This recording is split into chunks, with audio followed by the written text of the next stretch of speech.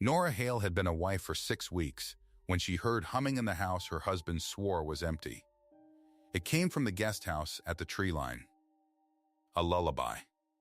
Soft, tired, private. The kind of tune a woman hums to herself when she thinks no one is close enough to hear.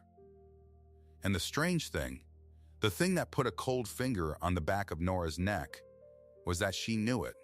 It was the melody carved into the underside of Vivian's music box. Vivian, the first wife. Vivian, who had been dead 11 months. The housekeeper found her standing at the kitchen window. "Don't go near the guest house, Mrs. Hale." Della's voice was flat.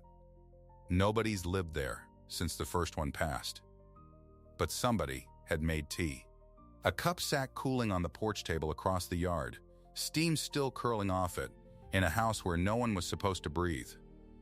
And the woman whose name was on that cooling cup still owned 51% of a $40 million company. If you have ever been underestimated by someone who should have looked closer, this story is for you. Before we go further, subscribe and comment the city you're watching from. I want to see how far this one travels. Now let me take you back to the beginning. Cormorant Bay sat at the end of a road that ran out of patience before it ran out of fog. Maine did that to places. It let them cling to the water, and then it wrapped them in gray until they forgot what the horizon looked like. The Hale house stood on the last rise before the trees, a tall gray thing with a wraparound porch and windows that watched the bay like eyes that had stopped expecting good news. Nora came in October, with 2 suitcases and a marriage that was still learning how to stand up on its own. She had met Adrian in the least dramatic way a person can meet anyone. A conference. A spilled coffee. A shared cab because the rain came sideways, and the taxis had all gone shy. He was older than her by 13 years, and he apologized for it more than he needed to. He had a slow, careful smile, the kind that arrived a full second after you expected it, like it had to travel a long way to reach his face. She had liked that about him. She had liked that he did not rush. What she had not understood, not then, was that a man can be gentle and hollow at the same time. That grief can hollow a person out so cleanly that what's left still smiles, still holds your hand, still says the right things at dinner, but rings, somewhere deep, like an empty cup. Adrian had lost his first wife. He told Nora that on their 3rd meeting, the way you'd confess a debt. Vivian had been sick, he said. Something in her mind first, then in her body. A long unraveling. He used soft words for it. A breakdown. A decline. Then she was gone, and he had grieved her in the quiet, private, expensive way that men with money grieve, by giving the pain to other people to manage. "I don't want you to feel like you're living in her shadow," he told Nora, the night before the wedding. "The house has a lot of her in it. I know that's not fair to you." "It's all right," Nora had said, and she'd meant it. Because here was the truth about Nora Hale, and it is the truth that this whole story turns on. She was kind in the way that cost something. She did not resent the dead woman. She grieved her. She grieved a woman she had never met, a woman whose face she only knew from the portrait in the front hall, a sharp, clear-eyed woman with dark hair pulled back and a mouth that looked like it was about to say something worth writing down. Nora used to stop in front of that portrait and feel a strange, tender ache, as if she owed the woman an apology for being alive in her house. That gentleness was Nora's grace. It was also, and she did not know this yet, the reason she would see what no one else had bothered to look for. The house had rules. She learned them slowly. There was the east wing, upstairs, at the end of a hall that smelled faintly of cedar and dust. The doors there stayed locked. "Vivian's rooms," Adrian said when she asked, and something in his face closed like a shutter. "I had them sealed after. I just couldn't go through it all yet. Della keeps the key." And there was the guest house. It stood 40 yards off, at the edge of where the mowed lawn gave up and the pines began. A small, handsome cottage, once, with its own porch and its own chimney. Now its windows were boarded from the inside, and its door wore a padlock gone orange with rust. Adrian barely looked at it. When Nora asked, he said only, "Closed up. Since she died. There's nothing in there but her old things and a lot of damp." Nora believed him. Why wouldn't she? A grieving man seals the rooms that hurt. That was the tidy version, and the tidy version is comfortable, and comfort is exactly the place where lies like to hide. Della was the one who let the first thread loose. She didn't mean to. It was Nora's second week. She was in the kitchen learning where the good pans lived, and Della was polishing silver she didn't need to polish, because that was how Della moved through grief, with her hands busy.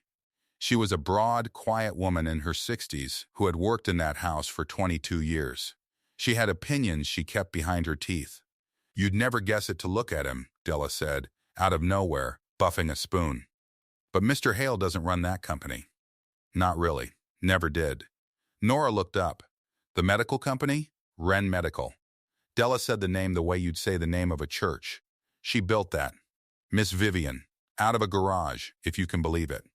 Some little machine she invented, back when nobody thought a woman knew one end of a wire from the other. Adrian, he came in later. Charming, good with money, good with people.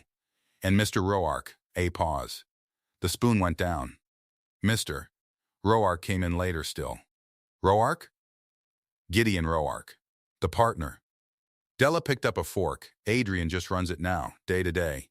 Him and Gideon." But it was hers. She said it plainly, the way you'd note the weather. And then, as if she'd said too much, she folded her mouth shut and moved on to the next drawer. Nora filed it away without knowing she was filing anything. A dead woman had built a company out of a garage. It was a nice fact, a sad, admirable fact. She did not yet know it was the whole engine of everything. The humming came 4 days later. It was dusk, that long blue Maine dusk that pours in slow and makes the trees go black at the edges. Nora was at the kitchen sink. Adrian was in Boston overnight at the company, the way he was 2 or 3 nights a week. The house was doing its evening settling, the small ticks and sighs of old wood letting go of the day's warmth. And under all of it, thin as a thread, came the tune. She turned the tap off, stood dead still. It came again, from outside, from the direction of the trees. A woman's voice, low, humming a melody with a little dip in the middle of it. Rising, falling, a lullaby. The exact shape of the tune inside Vivian's music box on the mantel, the one Adrian wound sometimes, at night, when he thought Nora was asleep. Her first thought was the radio. Somebody's radio, carrying on the wind. Her second thought was Della. But Della had gone home at 4. Her little house was a half-mile down the road. Her third thought she did not let herself finish. She went out onto the porch. The cold came up off the bay and wrapped around her ankles. The humming stopped the moment the screen door creaked, the way a bird stops when a shadow crosses. She stood there a long time in the blue dark, looking at the guest house 40 yards off. Its boarded windows gave back nothing. Not a light, not a movement, just the padlock, and the pines behind it holding their breath. "Hello?" she said. Her voice sounded small and foolish. Nothing answered. When she told Adrian, on the phone that night, he was quiet for a moment. Then he sighed, and it was a sound so heavy and so practiced that it made her feel unkind for having brought it up. "It's the wind through the trees out there, Nora. It does that. Vivian used to say it sounded like singing." A pause. "Please don't go out to the guest house at night. The steps are rotten. I don't want you getting hurt over a draft." So she didn't. Not that night. But the house had cracked open a seam, and once a seam is open, things start to fall out of it. The tea was next. It was a Tuesday. Adrian was home, but he'd taken the car into town to see about the boiler. Nora was walking the yard because the fog had lifted for once, and the light was doing something gold and rare over the water. Her feet took her, without much of a decision, toward the tree line, toward the guest house. She told herself she just wanted to see it up close. That was all. The porch of the guest house had a small table on it, a wrought iron thing gone to rust. And on the table sat a cup and saucer. It was a good cup, bone china, a thin blue ring around the rim. And it was warm. Not warm from the sun. The sun had barely touched that side of the building. Warm the way a cup is warm when someone set it down 20 minutes ago and forgot it. There was tea in it still, half drunk. A faint film of milk, the ghost of steam, or maybe she imagined the steam. But not the warmth. She touched the china with 2 fingers and the warmth was real, and it went straight up her arm and into the base of her skull like a warning. She looked at the padlock. Solid, rusted shut. She looked at the boarded windows. Dark, she looked back at the cup. Someone had made tea. Someone had been sitting on this porch, on this dead woman's porch, minutes ago, and gone inside a building that could not be entered. Nora went back to the house with her heart going hard, and she did a small, ordinary thing that turned out to matter. She checked the pantry. Adrian kept a log. He was that kind of man. Orderly, a little anxious. The son of people who'd counted every dollar. There was a clipboard in the pantry, and on it a running list of groceries, deliveries, what came and what got used. Della kept it up. Nora had thought it was charming the first time she saw it. A little museum of a marriage's small needs. She ran her finger down the week's entries. And there it was, in Della's square hand, 3 days back. Milk, eggs, bread, chamomile, oranges, a second bag of oranges, chamomile tea. Nora had not asked for chamomile. Adrian drank coffee, black, out of a machine that cost more than her first car. Della didn't drink tea on the job. Someone in this house drank chamomile. Someone ate oranges. Someone the log fed, quietly, week after week, and Nora had never once sat down to a meal with them. She stood in the pantry with the clipboard in her hands and felt the floor of her tidy new life shift a 1/4 inch. That was when Gideon Roark came to dinner.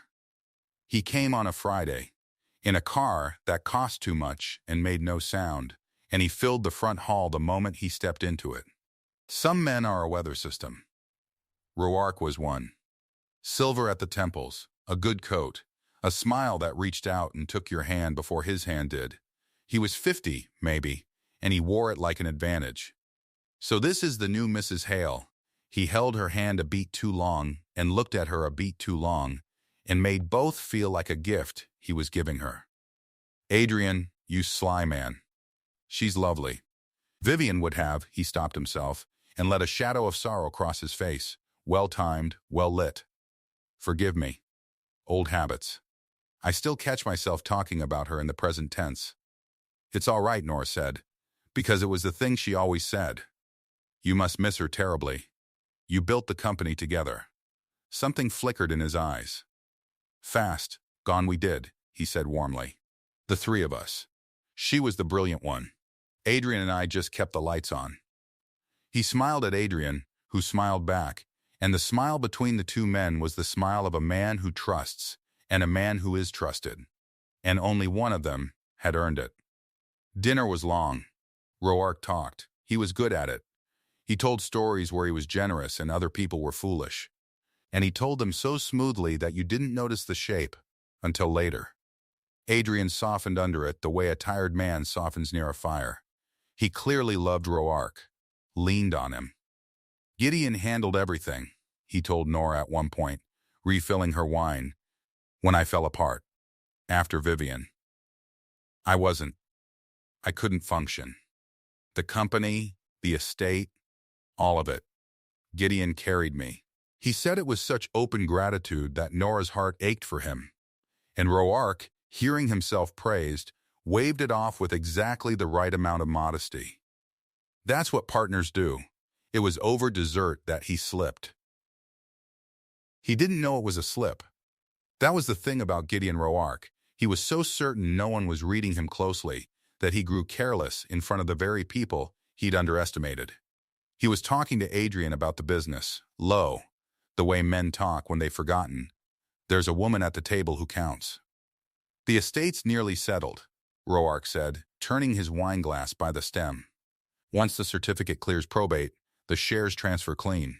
9 days out, the board can finally vote, and we consolidate. No more limbo. It's what she would have wanted, Adrian, for the thing to be whole again, in strong hands. Adrian nodded, slow, sad, grateful, in strong hands, he echoed. Nora, across the table, went very still. The certificate. The shares. 51%, Della's voice, in the kitchen. It was hers.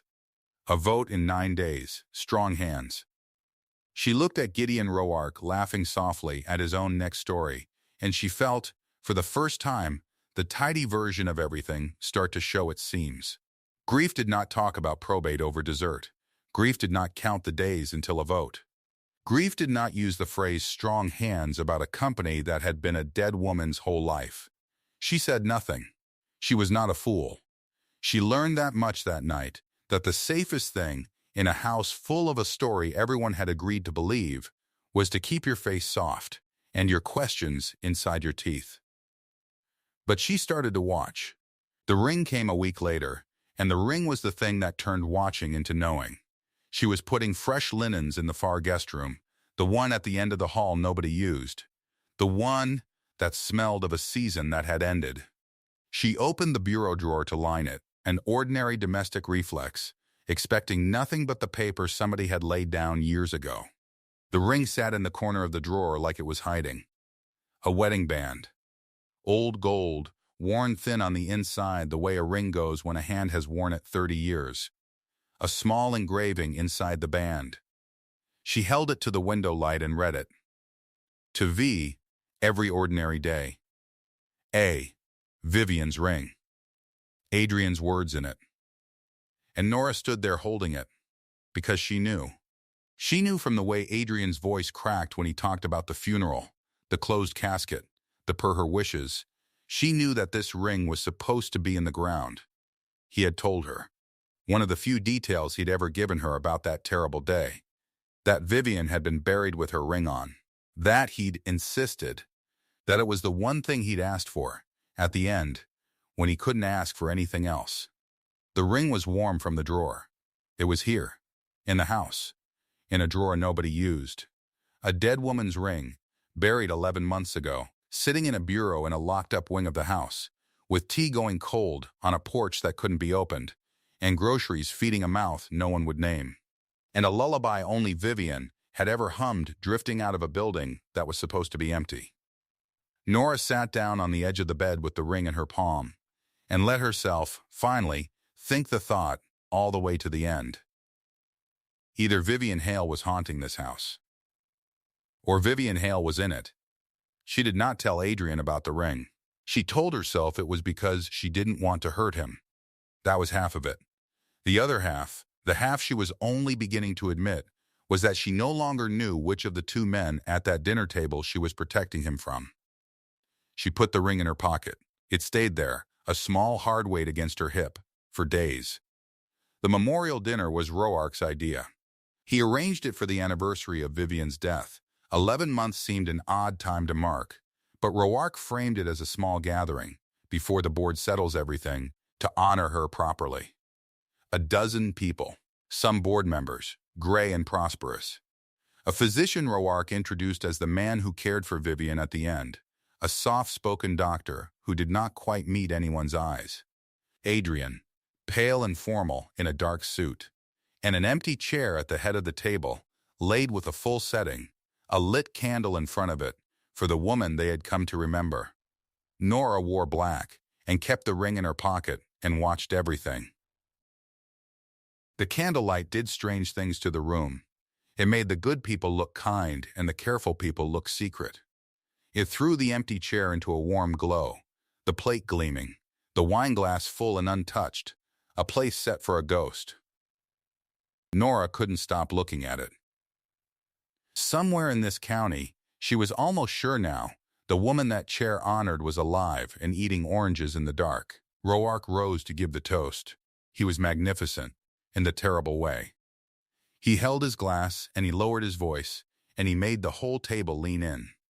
He spoke of Vivian's brilliance, her fire, the garage, the machine that became a company. And then, so gently, so lovingly, he began to bury her a second time. But we have to be honest, in a room of people who loved her, he said. The Vivian of the last years was not the Vivian who built Wren Medical. The mind that gave us everything, it turned on her. It's a cruel thing to say, and a crueler thing to watch. He let his voice thicken. She lost her way before she lost her life. She was fragile at the end. Confused, frightened of people who only wanted to help her. It broke Adrian's heart. It broke mine. He raised the glass toward the empty chair. To Vivian, who gave us her genius, and who, God rest her, was spared any more suffering. Around the table, glasses lifted, heads bowed. The doctor drank without looking up. Adrian's hand shook as he raised his wine, and his eyes were wet, and he believed every word, because the man he trusted more than any man alive had said it in a voice made of velvet. Fragile, confused, lost her mind before she lost her life. Spared, Nora sat with her wine untouched, and her hand around the ring in her pocket, and she understood, all at once, and all the way down, what the toast was for. It was not remembrance. It was preparation. It was a man standing over a woman he had erased, telling a room full of witnesses the story they would need to believe when the shares moved in 9 days. She lost her mind. She was fragile. Nobody should be surprised she signed things she shouldn't have. Nobody should look too closely at what a confused, frightened woman put her name to at the end. He wasn't mourning Vivian. He was finishing her. Nora set her glass down without drinking, and under the table, her thumb moved over the worn gold of the ring, around and around, the way you'd calm a frightened animal. She looked at the empty chair. She looked at the lit candle. She looked at Adrian grieving a lie so completely that it had become the truest thing in his life. And she decided, not with drama, not with a plan, just a small, hard settling, low in her chest, the way a foundation settles onto rock. She was going to open the guest house. Tonight, if she could. She was going to find out who drank the chamomile and hummed the lullaby and left a warm cup on a dead woman's porch. She was done being told what was behind the padlock by the men who'd put it there. She waited 3 days for the right night. Adrian went to Boston on a Thursday, an overnight at the company, board business, his voice tired on the phone. Della finished at 4 and drove her little car off down the foggy road. By 9, the house was dark and enormous, and Nora's, and the bay was making its long, low sound against the rocks below. She had prepared the small way a careful woman prepares. A flashlight from the mudroom. A coat. And she had watched over the past days, and she had noticed something. The padlock on the guest house door was rusted and solid, but it was theater.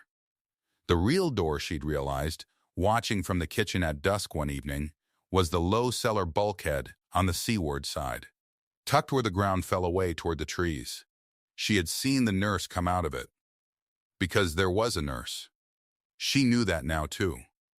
A man, actually, big, quiet, in soft-soled shoes and hospital scrubs that were too clean for a man who did no visible work. He came in the evenings, 3 or 4 times a week, in a plain sedan he parked down the lane out of sight of the house. She'd watched him let himself in through the bulkhead and come out an hour later with a small black bag. She'd said nothing. She'd learned that lesson. But she'd counted his visits, and she knew tonight was not one of them. She crossed the yard at 9:15 with her heart in her mouth and the ring in her pocket. The grass was wet and silver. The trees stood black and enormous, and the guest house crouched at their feet with its boarded eyes. She went around the seaward side, down the little slope, her breath loud in her own ears. The bulkhead doors were shut, but not locked. A hasp. No padlock, because the padlock out front was for show, and this was for use. She lifted one door. It groaned. She froze, waited, heard only the bay. Then she went down. The cellar was low, and smelled of damp stone and, under it, of something warmer. Coffee. Soap. A person. There was a set of steps up, and a door with a line of light beneath it, and Nora stood at the bottom of those steps, for a long moment, with her hand on her own chest, feeling her heart slam. Feeling the whole tidy version of her life waiting on the other side of that light to end. She went up. She opened the door. The room on the other side was not a ruin. It was not full of a dead woman's old things and damp. It was a small, clean, careful prison dressed up as a sick room. A bed, made, a lamp, low, a chair by a boarded window with a book open on its arm, a little table with a bottle of water and a saucer with an orange peel curled on it, a row of amber pill bottles on a shelf, lined up like soldiers, and a woman, standing, turned toward the door, having heard it open, thin, pale, in a plain gray sweater, her dark hair longer than the portraits but pulled back the same way. Her face was the face from the front hall, older, thinner, drawn fine by a year of whatever this had been. But it was the face, and the eyes in it were not the eyes of a fragile, confused, broken woman who had lost her mind before she lost her life. They were clear. They were fast. They were reading Nora head to foot in the space of a breath, and they were entirely, terribly sane.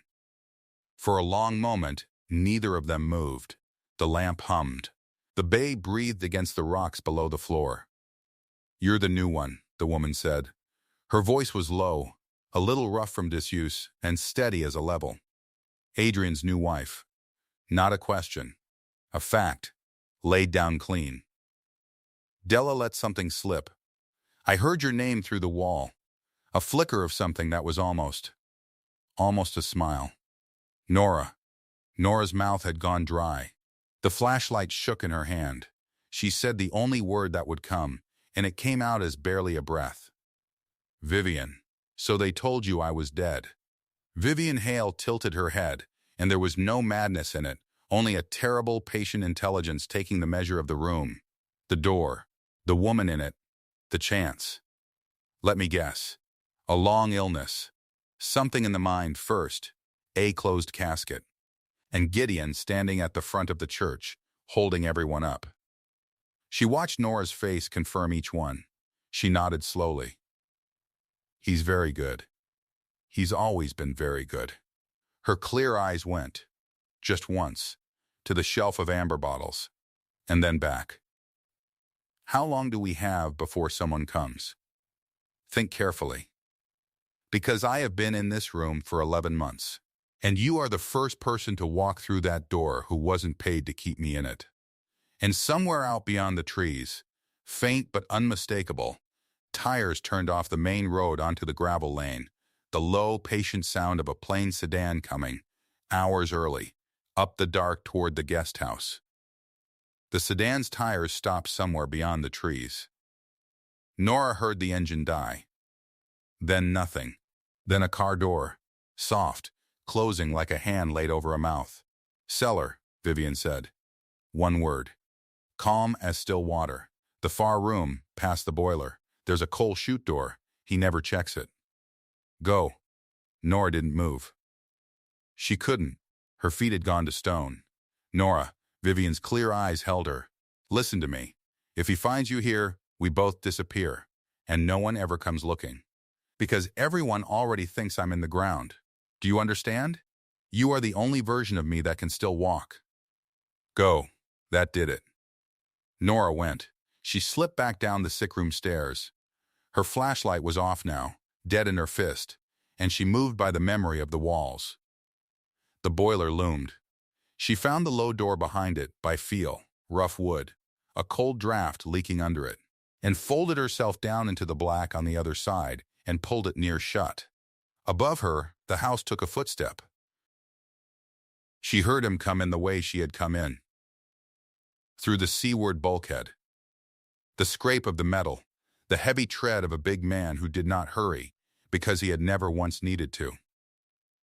Keys, the soft clatter of something set on a counter, a bag, a case. Then the stairs, taken slow, one at a time, the whole frame of the guest house shifting under the weight. Nora pressed her spine to the cold dust wall and did not breathe. She could hear them, muffled through the floor, but she could hear. "Evening, Mrs. Hale," a low voice. Big and quiet, like the man. Not cruel. Worse than cruel. "Bored. You're looking bright tonight." "I sleep better when it's cool," Vivian said, and her voice had changed. Gone soft, gone slow, gone vague at the edges. A different woman entirely. A patient. "Is it Thursday?" "It's Thursday. I lose the days." "That's all right. That's what I'm here for." Nora heard the rattle of a bottle, the tick of a pill against a paper cup. Water poured. "There we are," the man said. "All of it. Now you know how you get." A pause. A long one. "Good girl," he said. And Nora, in the dark, understood that she was listening to a thing that had happened 3-4 times a week for 11 months. The ordinary voice. The good girl. The pills counted out to a woman who owned half of a $40 million company and had been taught to lose the days. She heard him move around the room. The scratch of a pen, the log, she thought, the nurse's log. The one that fed lies up to the house. The snap of the case closing. Then the tread again, down the stairs, past the boiler, close enough that she saw the line of his shadow break the seam of light under the cold door. She shut her eyes like a child, as if not seeing him could keep him from seeing her. He passed. The bulkhead scraped. The car door. The engine. The gravel gave him back to the dark. Nora stayed folded in the coal room until the quiet had truly settled, until it was old quiet, safe quiet. Then she came up. Vivian was sitting exactly as before, but her hand was open on the blanket now, palm up, and in the center of it sat 3 pills, dry and untaken. "I hold them under my tongue," Vivian said, in her own voice again, level and hard. "Have done for 6 weeks. He counts the bottle, not my mouth. That's why I'm awake. That's why I can talk to you and not float." She tipped her hand and let the pills roll into a fold of the blanket, hidden. For 11 months I was a fog. I woke up in this room and I couldn't remember agreeing to come here. I couldn't remember much of anything. That's how they built it. A woman who can't hold the days can't hold a pen. And a woman who can't hold a pen can't sign her name on a paper that says stop. "The board vote," Nora whispered. 9 days. Vivian's eyes sharpened.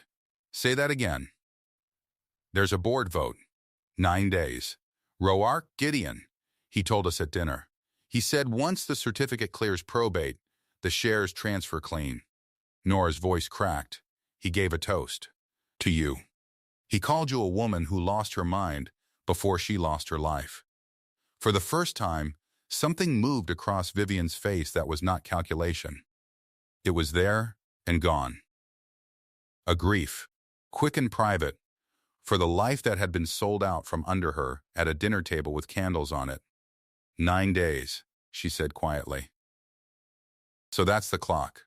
She looked at the shelf of amber bottles, the forged log, the shuttered window. "He can't touch a single share while I'm alive. That's the whole trouble I've been to him. That's why I'm here and not in the bay." Her mouth thinned. "You don't kill the 51%. You just make it forget its own name until a piece of paper says it's dead." Nora reached into her coat pocket. Her fingers closed on the small cold circle she had carried across the wet yard. She had come here for the truth about a ring. She held it out now in the lamplight, gold, worn smooth, the engraving still sharp inside the band. Vivian went very still. To V, Nora Reed, her voice shaking. "Every ordinary day. Signed A." "He told the church he buried it with me," Vivian said. Her hand had come off the blanket and hovered, not quite reaching. "Adrian did. He stood up and said he put my ring on my hand in the casket." Her eyes were wet now, and furious and clear all at once. "Which means either my husband is in this with them," she stopped, swallowed, "or my husband was lied to over a closed lid, same as everyone else." Nora thought of Adrian. Adrian in the dark of their bedroom, saying Vivian's name in his sleep like an apology. Adrian, who could not walk past the locked wing without his shoulders dropping. He grieves you, Nora said. I've watched him do it for 6 weeks. Whatever this is, I don't think he knows. Vivian closed her eyes. When she opened them, the fury had banked down into something colder and more useful. Then he's the most expensive kind of fool, she said. The honest one. Gideon always did do his best work through honest men. She looked at the ring, then at Nora. Put it on me. Nora took her hand. It was thin, the knuckles too large now, the skin gone papery, but the grip that closed around Nora's fingers was strong. Nora slid the ring home over the loose knuckle, and it settled where it had always belonged, and Vivian let out a breath she looked like she'd been holding for 11 months. There, she said. Now I'm dressed. Nora took out her phone. Her hands were steadier now. She understood, without anyone telling her, that this was the moment the whole thing turned. Not the confronting, not the running, but this. The record. She photographed the room. The shelf of bottles, each label. The forged log on its clipboard. The big, careful handwriting. The columns of doses never given. The window, sealed. The book on the chair. The orange peel curling on the saucer. And the empty cup beside it. And the single thing on that tray that was hers alone to leave? No. She left nothing. She only took. His name, Nora said. Your lawyer. You had a lawyer.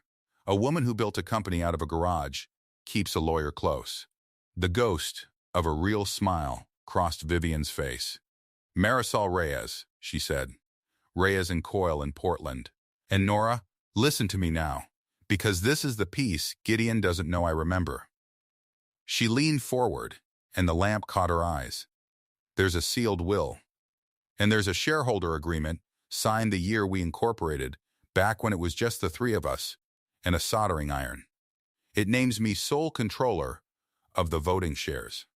And it says in plain words that no transfer of my stake is valid without my living signature, witnessed, not my estates, not my proxies. Mine, living. Nora's pulse jumped. He forged a death, Vivian said, but he can't forge a live hand. Marisol has the true documents in a vault. If she opens that vault, every paper Gideon's built falls in one afternoon. Her jaw set. Get word to her. Don't call from any phone that touches this house. Don't use my name. Say the garage is still standing. She'll know. The garage is still standing. Nora said it back twice, until it was hers.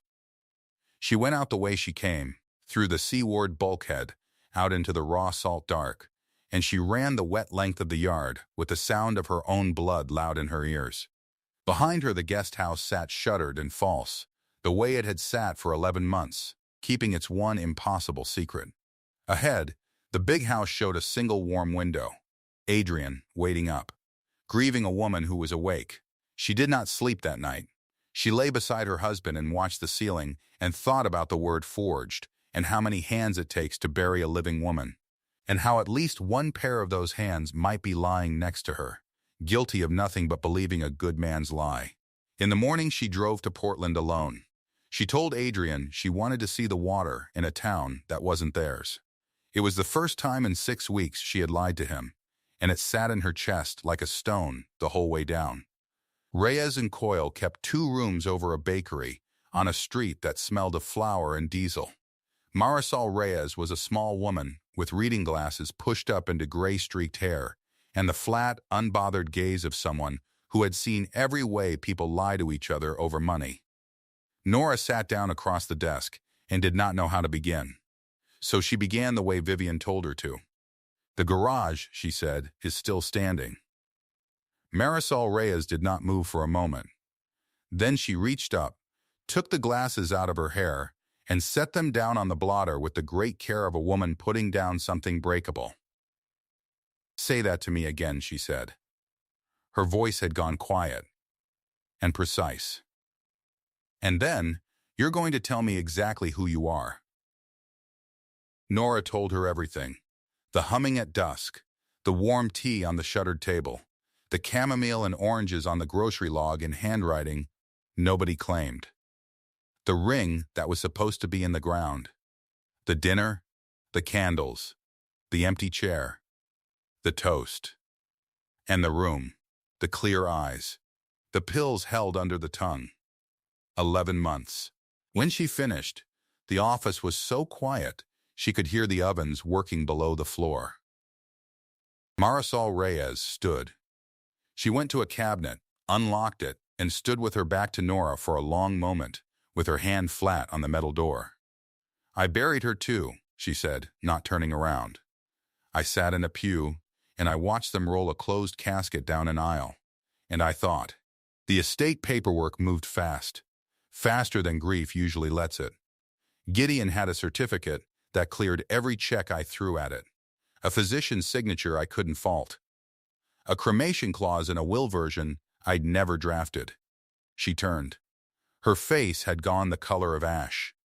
I told myself I was being suspicious because I'd loved her. I told myself grief makes lawyers paranoid. Her voice dropped. I let it go. God help me. I let it go. You can unlet it, Nora said. Marisol Reyes looked at her, this stranger, this new wife, this woman who had walked across a wet yard in the dark and opened a door everyone else had learned to walk past. Yes, she said, I can. What happened over the next 2 days happened in whispers. Marisol pulled the sealed will from the vault, where it had sat undisturbed for 3 years, and read it, and confirmed every word Vivian had spoken from her sick room. Sole controller. No transfer without a living witness signature. She pulled the shareholder agreement, the real one, its ink gone brown at the edges. 3 young signatures at the bottom from a year when the company was a card table and a dream. Vivian Hale. Adrian Hale. Gideon Roark. All 3 had signed the clause that would now break the man who forged his way around it. Then she pulled the death certificate Gideon had filed, and she found the physician. His name was Dr. Emmett Price. He had signed Vivian Hale into the ground for a fee that Marisol, in one afternoon of asking the right questions in the right order, watched go pale in his own eyes across a table. A man who had gambled that no one would ever come asking. Because the dead don't ask. And the dead's lawyer had already grieved and gone home. When Marisol laid it out for him, forgery, conspiracy, the imprisonment of a living woman doctor, Price did the math of the rest of his life in about 90 seconds and chose to cooperate. Signed statement. The whole architecture of the lie, named and dated. The trap was almost set. And that was exactly when it began to come apart. Because the big quiet man in scrubs had counted the bottle on a Thursday and found it wrong. Not the number. The number was right. Vivian was too good for that. She'd swallowed enough decoys, spat enough into the blanket to keep the count clean. It was her eyes he noticed. 6 weeks of a woman who was supposed to be a fog, and instead there was something behind the fog now, tracking him across the room, following his hands. And when he flipped back through his own log to check her dosing, he found a page torn cleanly out, a page Nora had taken in the dark and never thought to worry over. And the small hairs on the back of his neck stood up. He made a phone call from the plain sedan at the bottom of the lane, and Gideon Roark, who had spent 11 months certain that every detail was his, felt the first cold finger of doubt on the back of his neck, and did what arrogant men do when the ground shifts. He moved fast, and he moved big. He moved the board vote up. 48 hours. That was the word that went out to Wren Medical's directors that same evening. Dressed in reasonable clothes, an opportunity had come. A buyer, market timing, better to settle the estate and consolidate now. And he sent 2 men in a work van to the guest house, on the fog-wet edge of Cormorant Bay, with instructions to relocate the patient somewhere quieter before the certificate cleared. Somewhere she could finish being dead. Nora learned all of it in pieces, too fast. Marisol's call came first. The vote's in 2 days, not 9. He's moving. We're not ready. I need 1 more day to file. Then, An hour later, standing in the kitchen of the big house with a knife of adrenaline in her chest, Nora watched through the window as headlights she didn't know turned up the lane toward the trees. Not the sedan. A van. And in the study, down the hall, she could hear Adrian's voice, low and worn, on the phone with Gideon. Hear the paper sounds. Hear him say, "If it's what she would have wanted, Gid. If it settles things. Send them over and I'll sign in the morning." Her husband. About to sign away his dead wife's living company because the man who handled everything told him it was time. Nora did not think. She ran. She went out the back and across the black yard toward the tree line, toward the van's lights, with no plan in her hands and only one thing clear in her mind, that they were 40 yards from taking Vivian somewhere Nora would never find her, and that 11 months of holding pills under a tongue would be for nothing if that van drove out full. She reached the guest house as the two men were bringing Vivian down. They had her on her feet, one at each arm, a coat thrown over her nightclothes, and Vivian was fighting, quietly, cleverly, going boneless and heavy, buying seconds, but she was thin as a reed and 11 months weak, and halfway across the threshold, her legs simply went. She dropped. Her weight tore out of the men's hands, and she folded onto the wet grass, and for one terrible moment she didn't move at all, and Nora's heart stopped in her chest. Vivian. The name tore out of her before she could stop it, across the dark, and both men turned. They had her in a moment. A hand closed on Nora's arm, hard, and a low voice said, "Who the hell?" And then the yard was full of light and shapes and the small animal panic of everything going wrong at once. Vivian on the ground, the men's grip, Nora's own voice, useless, and above it all the calm certainty in one of the men's faces as he got his phone out to call it in, because they had two women now instead of one. And men like Gideon Roark always had room in the plan for one more disappearance. "Call it," the man said into the phone. "We got a complication. The new wife." And Nora, held in the dark with Vivian crumpled at her feet, understood that they had lost. She thought, absurdly, of the ring, of the little cold circle she'd slid over a swollen knuckle in a lamplit room. Every ordinary day. She had wanted, so badly, one ordinary day in her strange new marriage, and instead she'd found a woman in a wall, and now they would both go into the same dark, and no one would ever know she'd been right. She was wrong about that, but she didn't know it yet. Because Marisol Reyes had not waited for one more day. The men loaded them into the van. They drove, not to the bay as it turned out, but on Gideon's own furious instruction, to the one place he was certain he still ruled. Bring them to me. Bring them to the office. He would look this new wife in the face and find out what she knew and how far it had gone before he decided what to do with either of them. He had a vote in the morning. He had a room full of directors who had grieved on cue. He was certain, every detail still in his hand. He brought the two people who could end him into the boardroom where he meant to win. Morning came gray over the water. The Wren Medical Boardroom sat on the top floor of a glass building in Portland. A long table, a wall of windows, the bay flat and pewter below. The directors filed in at 9, the same men and women who had bowed their heads at a memorial. Adrian came in last, hollow-eyed, a folder of papers under his arm, not knowing his wife had lied about the water, not knowing anything, a good man walking into a room to sign away the last of a woman he'd loved. Gideon Roark stood at the head of the table, silver at the temples, easy in his skin. He had Nora and Vivian brought up the service elevator and held in a side room by his two men, and he intended to keep them there until the vote was done, a problem to be solved after the paper was signed. He did not know that Marisol Reyes had spent the night filing an emergency motion and a sworn physician's statement, and that she was at that exact moment walking through the glass doors of his own lobby with a leather folder under her arm and a sheriff's deputy 2 steps behind her. She reached the boardroom before the first vote was called. "Gideon," she said from the doorway, and the whole table turned. "Before you settle anything, there's a document this board needs to see." Roark's smile was a thing of beauty. "Marisol, This is a closed session. It's a sealed will, she said and walked to the table and set the leather folder down on it and opened it. Vivian's real one, and the shareholder agreement all three founders signed in year one. She looked up, and her flat, unbothered gaze went around the table, one director at a time.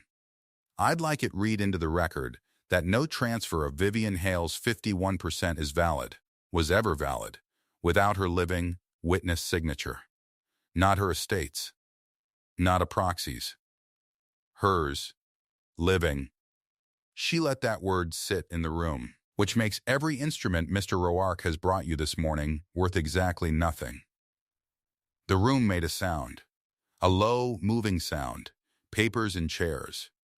Roark's smile did not fall, but something behind it did. Nora, watching later, would swear she saw the exact instant the certainty went out of his eyes. Not fear yet, just the first crack. The dawning arithmetic of a man realizing a detail he'd been sure was his had been someone else's all along. That will, he said smoothly, was superseded. Vivian revised her estate before her illness. I have thee. You have a forgery, Marisol said. And that was when the door at the side of the room opened. The two men had been told to hold their complication, but their complication, thin and gray and 11 months weak, had spent the whole ride telling them, in a quiet, steady voice, exactly what a jury does to men who guard a kidnapping versus men who open a door. And somewhere on the highway into Portland, one of them had started listening. He was the one who opened the door now, and Nora came through it first. And then, on Nora's arm, upright, in a borrowed coat over her nightclothes, with her chin level and her real ring on her hand, Vivian Hale walked into the boardroom of the company she had built out of a garage. The room went utterly silent. Adrian rose from his chair so fast it fell behind him. He did not speak. He could not. His face came apart in stages, the way ice goes off a window in spring, disbelief, then a terrible dawning hope, then a grief so total and so backward, grief for a living woman, that Nora had to look away from it.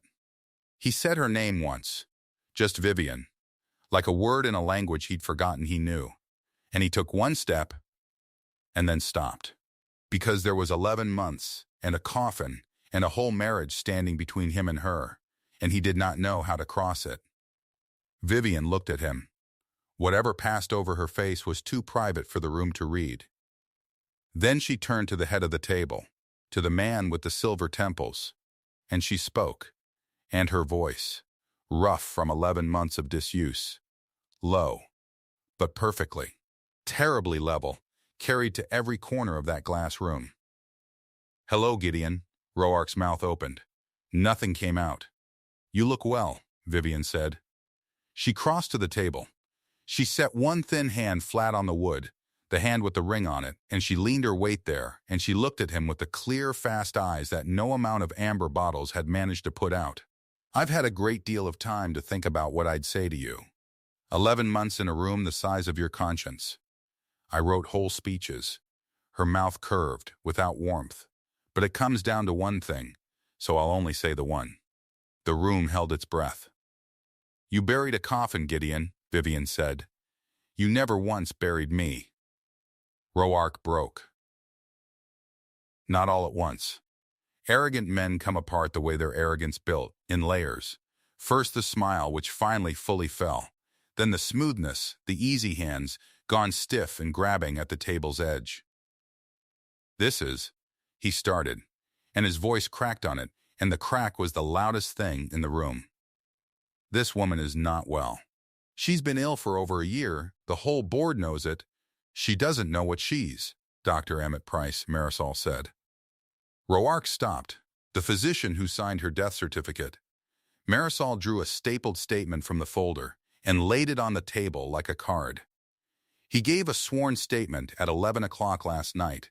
In it, he describes the fee you paid him. The certificate he falsified. The cremation clause you needed so no one would ever open the box. She laid down another page. And these are the nurse's logs, 11 months of doses recorded and never given, in a hand your man will confirm is his. Another, and these are the photographs taken 4 nights ago of the room in the guest house where you kept a majority shareholder of this company sedated and imprisoned so that you could vote her stake while she was declared legally dead. She looked up. Would you like me to keep going? Because I can keep going for quite a while. Chair by chair, the board turned. Nora watched it happen. It was the thing she would remember longest. Not the shouting, because there was almost no shouting, but the slow, silent turning of chairs. The director who'd wept at the memorial, turning to face Roark, with his mouth pressed flat. The woman who'd held Adrian's arm at the graveside, drawing back from Gideon, as if from a heat. One by one, the people who had trusted him, who had grieved on his cue and nodded at his numbers and never once looked closer now, and did not like what they saw. Gideon, said the eldest of them, quietly, is it true? And Gideon Roark, cornered, made the last mistake of arrogant men. He stopped defending and started calculating out loud, his eyes going to the doors, the windows, the exits, and everyone in that room watched him do it and had their answer. The deputy stepped in from the hall, and behind him, 2 more. It was not Nora's fist that took Gideon Roark out of that boardroom. It was not Vivian's, though she had earned the right 10 times over. It was 2 officers and a paper motion and a physician's midnight confession, the whole lawful weight of it, closing around a man who had been so certain no one read the details he forged. They read them back to him in the doorway, each lie by its name.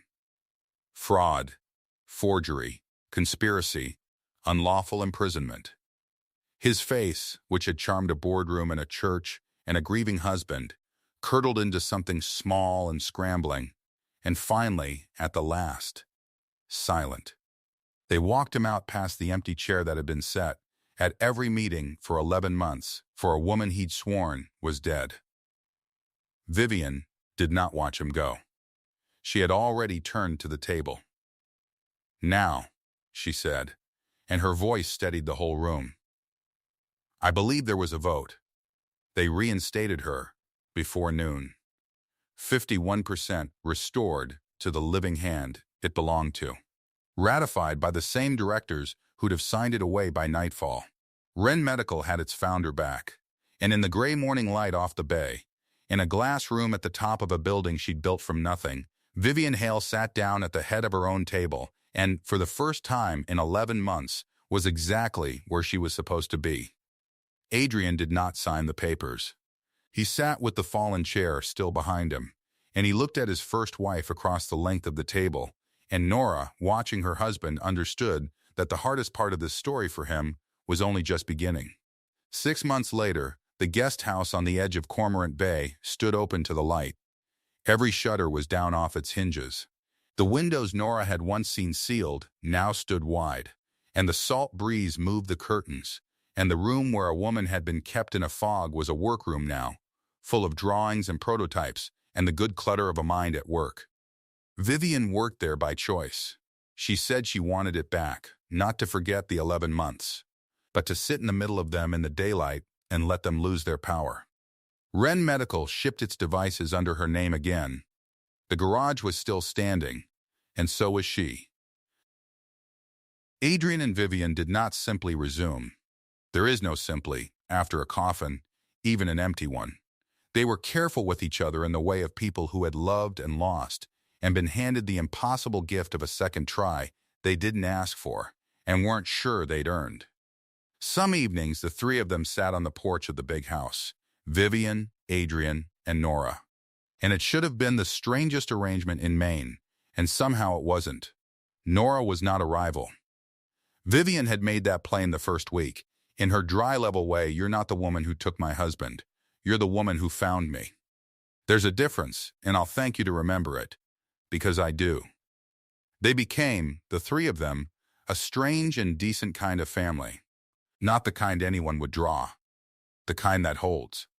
Gideon Roark got a court date and lost his title and his name off the company letterhead, and the last Nora heard, his lawyers were arguing about how many years, and she found she did not spend a single evening thinking about the number. The nurse, the big quiet man, testified. So did Dr. Price. The details Nora had photographed in the dark turned out to be, in the end, the whole case. On a bright afternoon at the tail of that summer, Nora found Vivian on the porch of the open guest house, a cup of chamomile steaming beside her, the real kind now, poured by her own hand, in a house with someone in it. Vivian was turning her ring slowly on her finger in the honest daylight, the gold catching the sun, the engraving hidden against her skin. Every ordinary day. "You know what I like best," Vivian said, without looking up. "I like that it's boring now. I spent 11 months praying for one boring afternoon." She turned the ring once more and let her hand rest still. Somebody should have looked closer. All those months. The whole world walked past that door. She glanced up, and there was the real smile. At last, unhurried you looked. Nora sat down beside her. The bay breathed against the rocks below, and for a while neither of them said anything at all, because there was nothing left that needed saying, and that, after everything, was the whole point. If you've watched this far, comment the city you're watching from. I want to see how far this one traveled.